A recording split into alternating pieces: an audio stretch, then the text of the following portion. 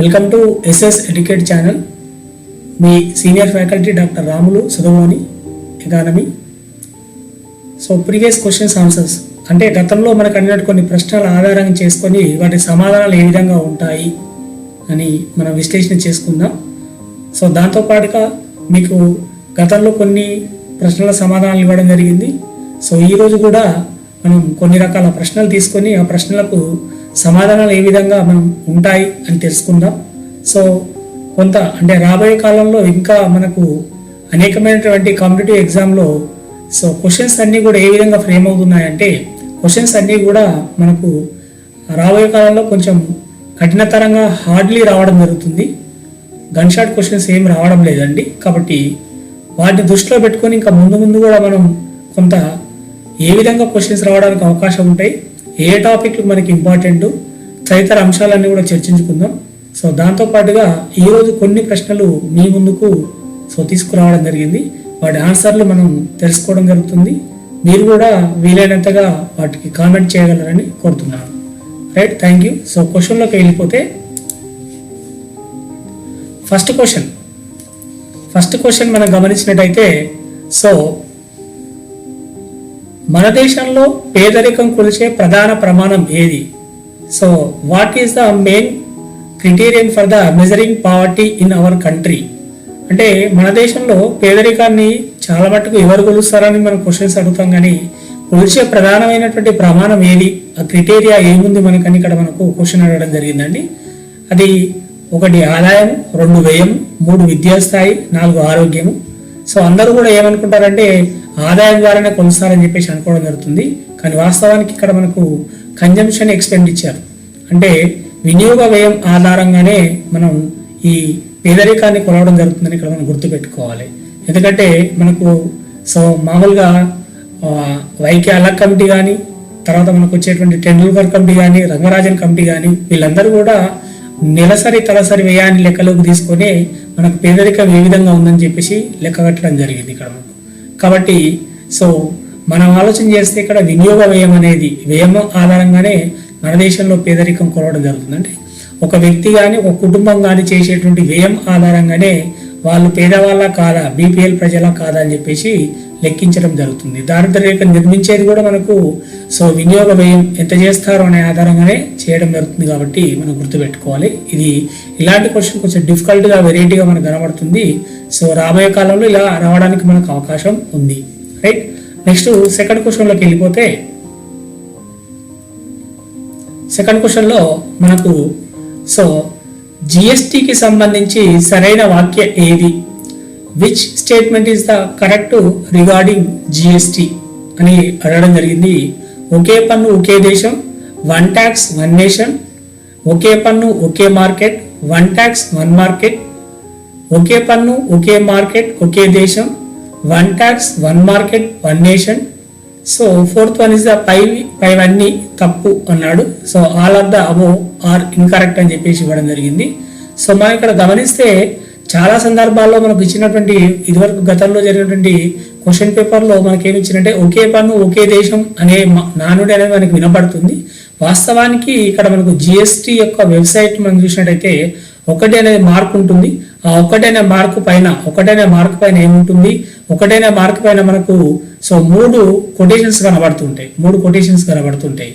ఒకే పన్ను ఒకే మార్కెట్ ఒకే దేశం, 1 ట్యాక్స్ 1 మార్కెట్ 1 నేషన్ కనబడుతుంది. కాబట్టి కరెక్ట్ ఆన్సర్ మనకు third one is the correct answer అవుతుంది. ఇది గుర్తుపెట్టుకోవాలి మనం. అంటే ఒకవేళ 1 నేషన్ 1 ట్యాక్స్ 1 నేషన్ ఇస్తే కరెక్టే, మార్కెట్ ఇవ్వకుంటే మాత్రం సరైన జవాబు అవుతుంది.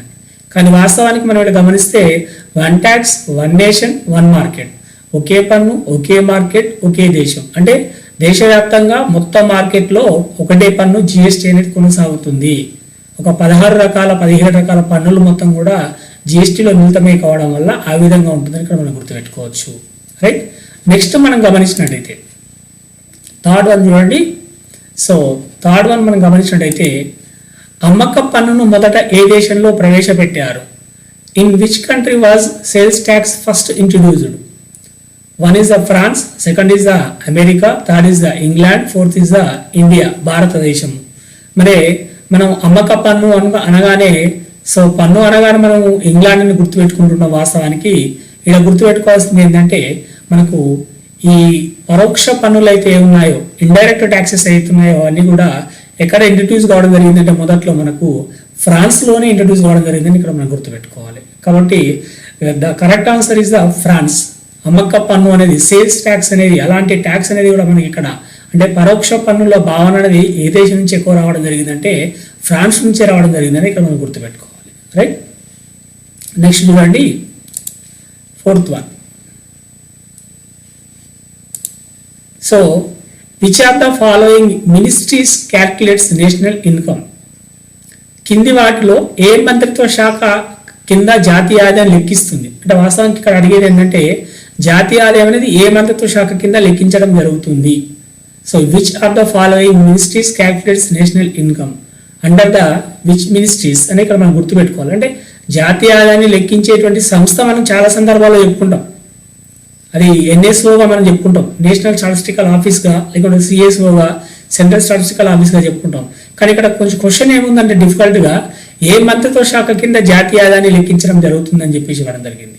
జనరల్గా ఫస్ట్ ఆప్షన్ ఫైనాన్స్ మినిస్టర్ ఆర్థిక శాఖ, సెకండ్ ఆప్షన్ స్టాటిస్టిక్స్ మినిస్ట్రీ, జనరల్గా ఎంఓఎస్పిఐ అంటామండి గణాంక శాఖ, third one home ministry, so మనకు హోమ్ శాఖ అంటాం, 4th one అగ్రికల్చర్ మినిస్ట్రీ వ్యవసాయ శాఖగా మనం ఇక్కడ 4 ఆప్షన్స్ ఇవ్వడం జరిగింది.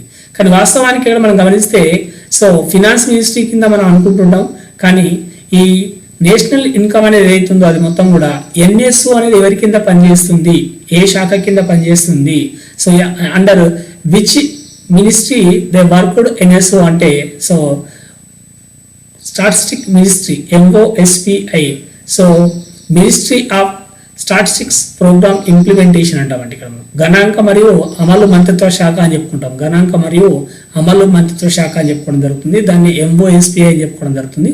కాబట్టి ఎంఓఎస్పిఐ కిందనే మనం జాతీయ ఆదాయాన్ని ఎన్ఎస్ఓ వాళ్ళు లెక్కించి ప్రకటించడం జరుగుతుందని ఇక్కడ మనం గుర్తుపెట్టుకోవాలి. ఇది కూడా కొంచెం డిఫికల్ట్గా మనకు కనబడుతూ ఉంటుంది. వాస్తవానికి ఎన్ఎస్ఓ అనేది ఎవరి కింద పనిచేస్తుందంటే ఎంఓఎస్పిఐ కింద పనిచేస్తుంది, ministry of statistics programme implementation కింద పనిచేస్తుందని గుర్తుపెట్టుకోవాలి. రైట్, నెక్స్ట్ క్వశ్చన్లోకి వెళ్ళిపోతే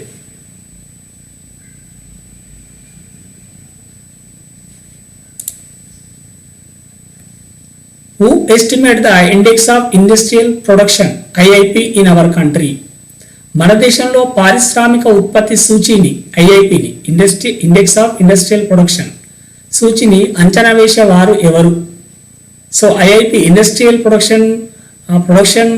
ఇండెక్స్ ఆఫ్ ఇండస్ట్రియల్ ప్రొడక్షన్ అన్నప్పుడు మనకు పారిశ్రామిక ఉత్పత్తి సూచి అని ఇక్కడ మనకు అడుగుతుంది. దాన్ని ఎవరు అంచనా వేస్తారని చెప్పేసి అడగడం జరిగింది. So first one is the ministry of industry, so పారిశ్రామిక మంత్రిత్వ శాఖ. Second one is the ministry of external affairs, so విదేశాంగ శాఖ. Third one is the NSO national statistical office. So తర్వాత 4th one is the all of the above, so పైవన్నీ శాఖలు అని చెప్పేసి ఇక్కడ ఇవ్వడం జరిగింది. వాస్తవానికి ఇక్కడ మనం ఏమనుకుంటాం అంటే సో మినిస్ట్రీ ఆఫ్ ఇండస్ట్రీ అంటే పారిశ్రామిక ఉత్పత్తి సూచి కాబట్టి పారిశ్రామిక మంత్రిత్వ శాఖనే ఇది మనం అంచనా వేస్తుంది అనుకుంటాం. కానీ ఇక్కడ వాస్తవానికి ఏంటంటే ఈ పారిశ్రామిక ఉత్పత్తి సూచిని ఇండెక్స్ ఆఫ్ ఇండస్ట్రియల్ ప్రొడక్షన్ ఏదైతుందో దాన్ని ఎన్ఎస్ఓ వాళ్ళు నేషనల్ స్టాటిస్టికల్ ఆఫీస్ వాళ్ళు అంచనా వేయడం జరుగుతుంది. సో దీన్ని మనం గుర్తుపెట్టుకోవాలి. ఇది కూడా కొంచెం ఇంపార్టెంట్గా మనకు కనబడేటువంటి క్వశ్చన్, కొంచెం డిఫికల్ట్గా ఉండేటువంటి క్వశ్చన్. రైట్, నెక్స్ట్ మనం చూసినట్టయితే 6th వన్, మరి జిఎస్టి కౌన్సిల్ ఏ ఆర్టికల్ ప్రకారం ఏర్పడుతుంది? జిఎస్టి కౌన్సిల్ ఏ ఆర్టికల్ ప్రకారం ఏర్పడుతుంది? మరి under which articles is the GST council constituted? జనరల్గా మనకు జిఎస్టి కౌన్సిల్ జిఎస్టి చట్టంలోనే మనకి యాక్ట్లోనే దాన్ని పొందపరచడం జరిగింది. ఒకటి article 280, second article 280A, third article 290, 4th one article 279A. జనరల్గా ఆర్టికల్ 280 అనేది మనకు సో ఫినాన్స్ కమిషన్ గురించి తెలియజేస్తుంది. సో దానికి ముందు మనకి ఇక్కడ జిఎస్టి చట్టంలోనే సో మనకు ఆర్టికల్ 279A అనేది సో జిఎస్టి ఏర్పడిన తర్వాత 60 రోజుల్లో జిఎస్టి చట్టం అమల్లోకి వచ్చినాక 60 రోజుల్లో జిఎస్టి కౌన్సిల్ ఏర్పాటు చేయాలని చెప్పేసి రాష్ట్రపతి సో మనకి ఇక్కడ సిఫార్సు చేయడం జరుగుతుంది. సో ఆ విధంగా 279A అవుతుందో ఆర్టికల్ 279A ప్రకారంగా మనకు జిఎస్టీ కౌన్సిల్ ఏర్పడడం జరుగుతుంది. జిఎస్టీ మండలి, సో వస్తు సేవల మండలి ఏర్పాటు చేయడం జరుగుతుంది. రైట్. నెక్స్ట్ మనం గమనించినట్టయితే 7th క్వశ్చన్ గమనించండి. 7th క్వశ్చన్ ఇది కూడా మనకు కొంత డిఫికల్ట్గా ఉంటుంది. In which country was income tax first introduced? So ఆదాయ పన్నును మొట్టమొదట ఏ దేశంలో ప్రవేశపెట్టారు? In which country was income tax first introduced? So France, America, England, India అనే 4 options. So France, America, England, భారతదేశం అనే 4 ఆప్షన్స్ ఇవ్వడం జరిగింది. కానీ వాస్తవానికి ఇక్కడ మనం గమనిస్తే సో ఈ ఆదాయ పన్ను అనేది మనకు ప్రత్యక్ష పన్ను అవుతుంది. మరి ప్రత్యక్ష పన్ను అన్నప్పుడు ఆ ప్రత్యక్ష పన్నును సో ఎక్కడ ప్రవేశపెట్టారు మొదట అంటే మనకు ఇంగ్లాండ్, యూకేలోనే ప్రవేశపెట్టడం జరిగింది. అదే మోడల్ తీసుకొచ్చి మన భారతదేశంలో కూడా తీసుకొచ్చి ఆదాయ పన్నును ప్రవేశపెట్టడం జరిగింది. కాబట్టి ఇంగ్లాండ్లో మొట్టమొదటిసారిగా ఆదాయ పన్నును ప్రవేశపెట్టడం జరిగింది. కాబట్టి మనకి ఇక్కడ ఆదాయ పన్ను అంటే పరోక్ష పన్ను అవుతుందో ఆదాయ పన్నును మనకు ఇంగ్లాండ్లో ప్రవేశపెట్టారండి. ఇది గుర్తుపెట్టుకోవాలి. ఇది కూడా కొంచెం డిఫాల్ట్గా మనం ఆలోచించేటువంటి క్వశ్చన్. నెక్స్ట్ మనం గమనిస్తే రైట్, ఇక్కడ కూడా మరొకసారి జిఎస్టీకి సంబంధించి క్వశ్చన్ మనం రేజ్ చేయడం జరిగింది. ఒకసారి గమనిస్తే మరి సో జిఎస్టీకి సంబంధించి తప్పు వాక్య గుర్తించండి. Identify the wrong statement regarding GST అని చెప్పేసి ఇవ్వడం జరిగింది. జిఎస్టీ అనేది సిజిఎస్టీ, ఐజిఎస్టీ, ఎస్జిఎస్టీగా ఉన్నాయి. ఎస్జిఎస్టీ అనేది ఎస్జిఏటి అని పడింది, సారీ ఎస్జిఎస్టీగా ఉన్నాయి. జిఎస్టీ ఒక పరోక్ష పన్నును మాత్రమే కలుపుకుంది. ఐజిఎస్టీ రాబడి కేంద్ర రాష్ట్రాల మధ్య పంచబడును.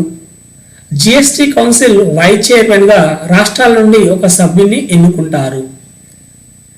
Identify the wrong statement regarding GST. GST consist of CGST, IGST, SGST. GST is the merged only one indirect tax.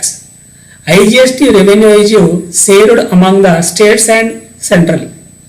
One member is elected from the states as the GST Council vice chairman. So ఇక్కడ మనం గమనించినట్టయితే so ఇక్కడ GST అనేది వాస్తవానికి కూడా 3 భాగాలుగా విభజిస్తారు. CGST, IGST, SGST అని మనం చెప్పుకోవడం జరుగుతుంది. మరి ఐజిఎస్టీ అనేది ఇంటిగ్రేటెడ్ జిఎస్టీ అనేది ఎవరైతే అంతర్రాష్ట్రాల మధ్య వ్యాపారం జరిగినప్పుడు వచ్చేటువంటి రాబడి కేంద్రం రాష్ట్రాల మధ్య పంచబడుతుంది. జిఎస్టీ కౌన్సిల్ వైస్ చైర్మన్ గా రాష్ట్రాల నుంచి ఉన్నటువంటి ఎవరైతే సభ్యులు ఉన్నారో సభ్యుల నుంచి ఒక సభ్యుని ఇక్కడ మనకు ఈ జిఎస్టీ కౌన్సిల్ యొక్క వైస్ చైర్మన్ ఎన్నుకోవడం జరుగుతుంది. ఇవి 3 కూడా కరెక్టేనండి. మనకు తప్పు వాక్యం చూస్తే జిఎస్టీ అనేది ఒకే పరోక్ష పన్నును మాత్రమే కలుపుకుంది.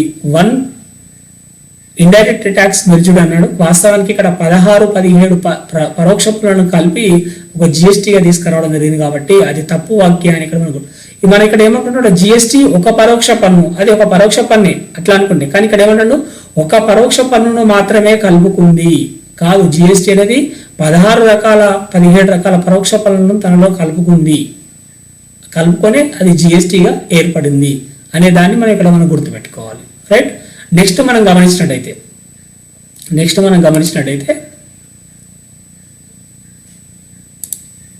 రైట్, సుస్థిరాభివృద్ధి లక్ష్యాలకు సంబంధించి భిన్నమైనది గుర్తించండి.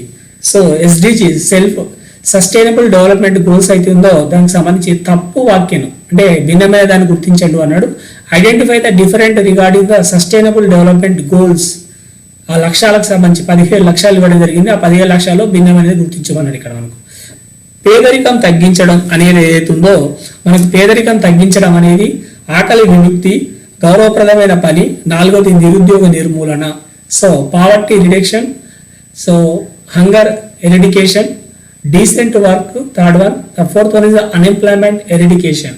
అయితే వాస్తవానికి ఇక్కడ గమనిస్తే మనకు 4th వన్ ఇస్ ద భిన్నమైన అంశంగా గుర్తుపెట్టుకోవచ్చు. ఎందుకంటే 1st, 2nd, 3rd అనేవి అవి సుస్థిరాభివృద్ధి లక్ష్యాల కిందనే మనకు ఉండడం జరిగింది. సో పావర్టీ రిడక్షన్ అవుతుందో పేదరికం తగ్గించడం అనేది మనకు లక్ష్యాల్లో మొదటిది. తర్వాత ఆకలి విముక్తి 2వది. తర్వాత గౌరవప్రదమైన పని అవుతుందో డీసెంట్ వర్క్ అయితే డీసెంట్ వర్క్ అండ్ డెవలప్మెంట్ అనేది మనకు గోల్స్ లో 8వ గోల్గా ఉంటుందండి. అన్ఎంప్లాయ్మెంట్ ఎరిడికేషన్ అనేది ఇక్కడ ప్రస్తావన చేయలేదు వాస్తవానికి. కాబట్టి ఇక్కడ మనకి ఏంటంటే సో అన్ఎంప్లాయ్మెంట్ ఎరిడికేషన్ అనేది ఇక్కడ మనకు ఆ భిన్నమైనది మన ఆన్సర్ కూడా అదే అవుతుందని ఇక్కడ మనం గుర్తుపెట్టుకోవాలి. ఇలా కూడా క్వశ్చన్స్ మనకు అడగడానికి అవకాశం అనేది ఉంటుంది. ఖచ్చితంగా లక్ష్యాలపైన ఎక్కడో ఒక దగ్గర లక్ష్యాలు గోల్స్ పైన సస్టైనబుల్ డెవలప్మెంట్ గోల్స్ పైన గుర్తుపెట్టుకోవాలి, క్వశ్చన్స్ అడగడం జరుగుతుంది. 17 లక్ష్యాలు గుర్తుపెట్టుకోవాలి, అడగడం జరుగుతుంది. రైట్. నెక్స్ట్ మనం గమనిస్తే